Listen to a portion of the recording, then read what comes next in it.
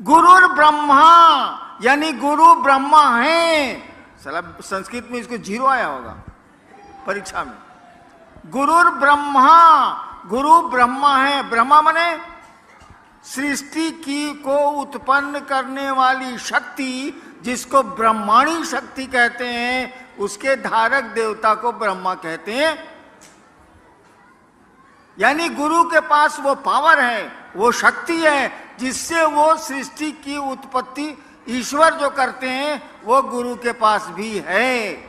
गुरु विष्णु, यानी गुरु विष्णु है। वैष्णवी शक्ति जिससे पालन पोषण संसार का होता है, उसके देवता विष्णु कहे जाते हैं। गुरु के पास यह भी पावर है जो विष्णु के पास है।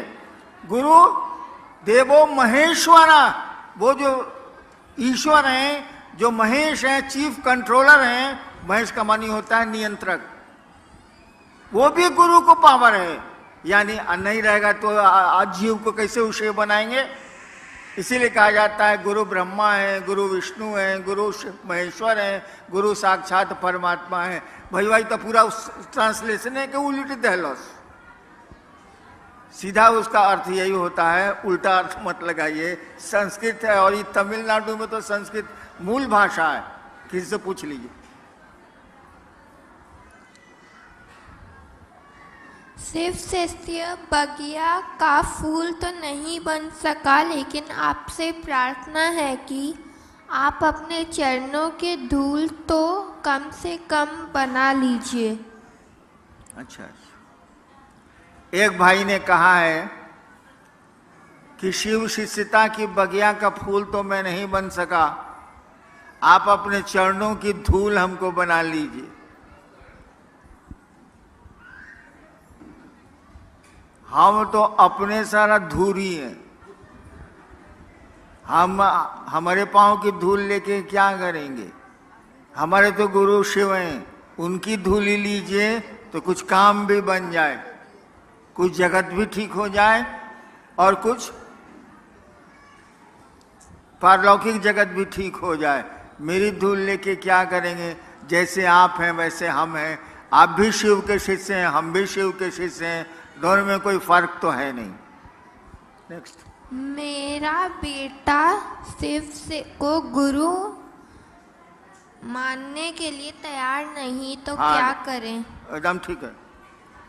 एक भाई ने पूछा कि मेरा बेटा महादेव को गुरु मानने के लिए तैयार नहीं है, इससे बढ़िया बातें नहीं हो सकती है, छोड़ दीजिए। जो कहे ना, समझ दीजिए एक दिन वहां कहेगा। जो कहे हाँ, चलो वो तो ठीक है, बाद में ना कह सकता है। और जो कुछ नहीं बोले, ना हाँ ना ना ना, उस साला बड़ी खतरनाक होता है। जो ना कह दिया वो एक दिन हाँ कहबे करेगा। जाएगा कहाँ वो। तो बेटवा नहीं मान रहा है तो मानेगा एक दिन जरूर। अगर बेटवा कुछ नहीं बोलता है, चुप, तो समझ लीजिए सारी डेंजरस, कुछ नहीं करेगा ये। चलिए। सिर्फ गुरु हैं ये समझते हुए भी मन अपना समझता नहीं है, लेकिन मैं अपना समझने के लिए करने की किसी को ज़रूरत नहीं है। मन समझने के लिए क्या करें। वही 3 सूत्र। आपका मन समझे कि शिव मेरे गुरु हैं, 3 सूत्र ही करने होंगे आपको। और मूलतः महादेव से दया मांगनी होगी। आप लोग तो नमः शिवाय करते नहीं होंगे। कोई करता है नमः शिवाय? कौन आदमी नमः शिवाय करता है? हाथ उठाओ तो। अरे साला सब झूठ बोलता है।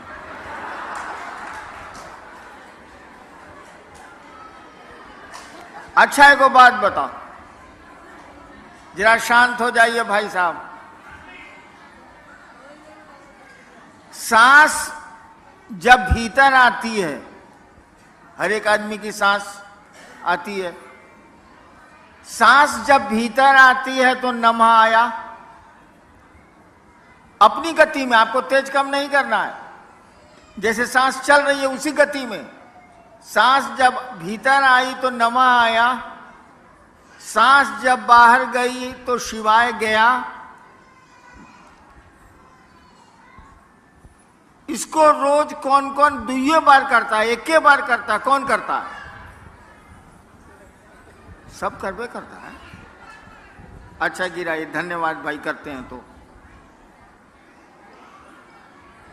सांस प्रश्वास पर नमः शिवाय करते हुए महादेव को याद करिए।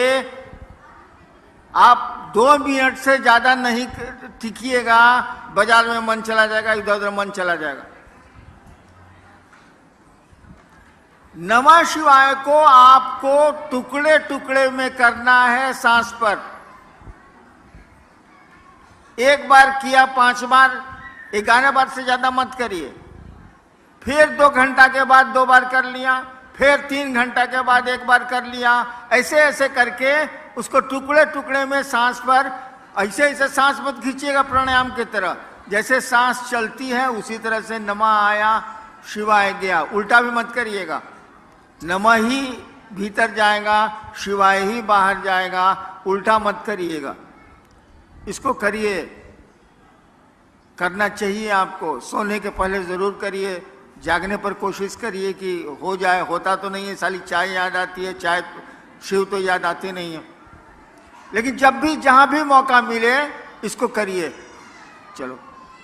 मैं अपने गुरु महादेव के साथ साथ साहब श्री से विनती करता हूँ कि एक बार सेलम तमिलनाडु की धरती पर अपना पैर रखते ताकि मेरे गुरु महादेव का 3 सूत्र तेजी से हो जाए।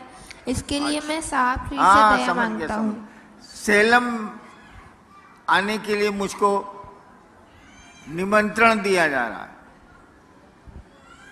हमको समझ में नहीं आता है कि साला हम 70 साल के हो गए, इस ससुरा सब हम ही को बोलाता है, अपने नहीं आता है।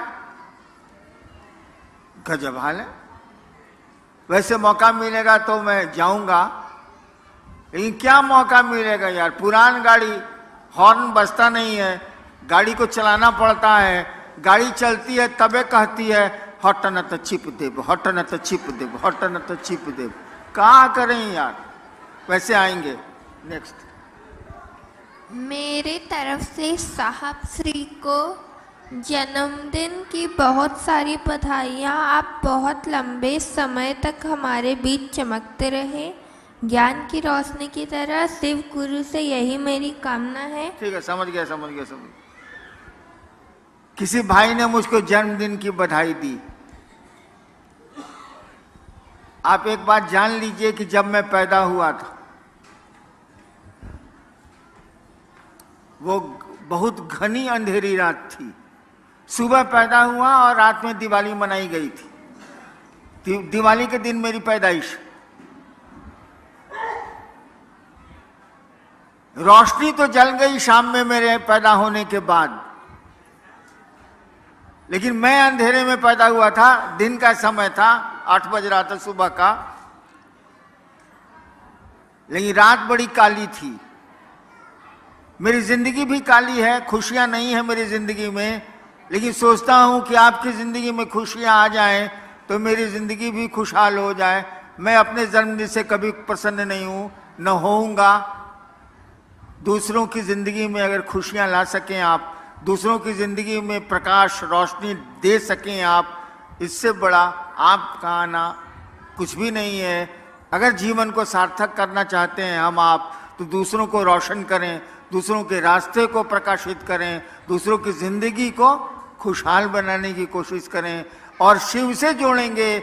इससे बड़ी खुशी का दिन कुछ नहीं हो सकता है, वो लौकिक जगत का हो या पारलौकिक जगत का हो। चलिए मैं अब चलता हूं, आप लोगों को प्रणाम मैं निवेदित करता हूं। लेकिन अब आऊंगा मैं चेन्नई तभी जब आप बुलाएंगे, और बुलाने का कारण होगा कि आपने महादेव का काम बढ़ा लिया, लोगों को शिव गुरु से जोड़ लिया। और जोड़िए, हम आपके साथ हैं, वो महादेव भी आपके साथ है। आपको प्रणाम।